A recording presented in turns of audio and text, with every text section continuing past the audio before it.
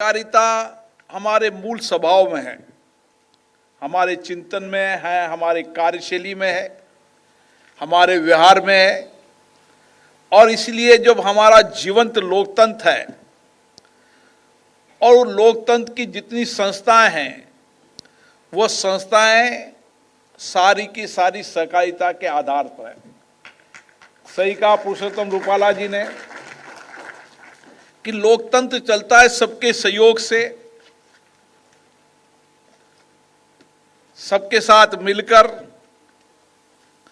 सबके अनुभवों का, विचारों का मंथन, और उस विचार और मंथन से जो अमृत निकलता है उस अमृत से समाज का कल्याण। और ये मूल धारणा बेसिक कोऑपरेटिव की है।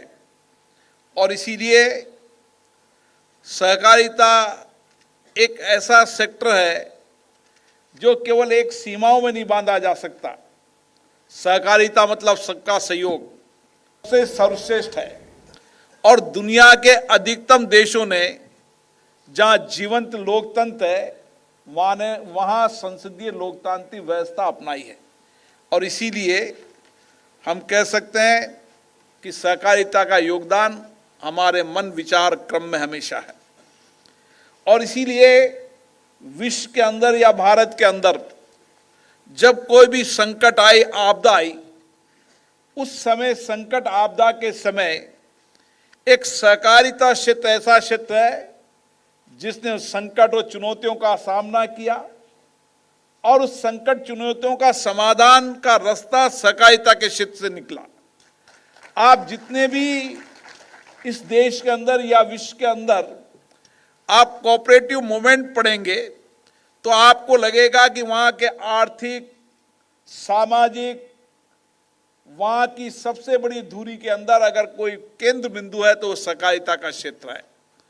और हमारे इस 75 वर्ष की लोकतंत्र की यात्रा के अंदर भी हमारे चाहे किसान हो, मजदूर हो, महिला हो, तमाम क्षेत्रों के अंदर जो कुछ भी परिवर्तन हुआ उस परिवर्तन में सहकारिता का सबसे बड़ा योगदान है। आप भारत एक कृषि प्रधान देश है और कोई समय था जब कृषि की आमदनी कहीं ना कहीं बहुत कम होती थी और काफी लंबे हर्षों तक किसान फसल उगाता था, लेकिन उसकी लागत ज्यादा होने के कारण और लागत के बाद साहूकार सूदखोर से ब्याज लेने के कारण वह किसान हमेशा कर्ज में डूबा रहा। इसीलिए एक लंबे समय के कालखंड तक भारत का किसान कर्ज में डूबा रहा, कर्ज में पैदा हुआ, कर्ज में मर गया। यह हमारा एक लंबा कालखंड रहा। लेकिन उस कालखंड में से एक सहकारिता क्षेत्र एक ऐसा क्षेत्र था जिसके माध्यम से हम उस कर्ज में डूबने वाले किसान को बचा पाए। और आज कई राज्यों के अंदर कोई समय था जब इसी ग्राम सेवा सहकारी समिति पैक्स के अंदर 16%, 18%, 14%, 10%, 12%, 6% ब्याज पर लोगों को पैसा मिलता था किसानों का। लेकिन आज अधिकतम प्रदेशों के अंदर 1 लाख से 1.5 लाख तक किसानों को 0% पे ब्याज मिलता है। वह सहकारिता के कारण मिलता है।